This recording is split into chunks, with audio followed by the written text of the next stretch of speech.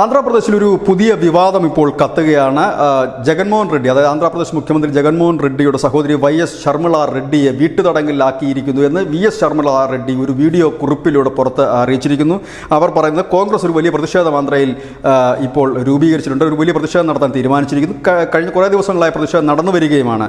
ഈ YS ഷർമിള എന്ന് പറയുന്ന ജഗൻമോഹൻ റെഡ്ഡിയുടെ സഹോദരി ഇപ്പോൾ കോൺഗ്രസിൻ്റെ ആന്ധ്രാപ്രദേശ് അധ്യക്ഷ കൂടിയാണ്.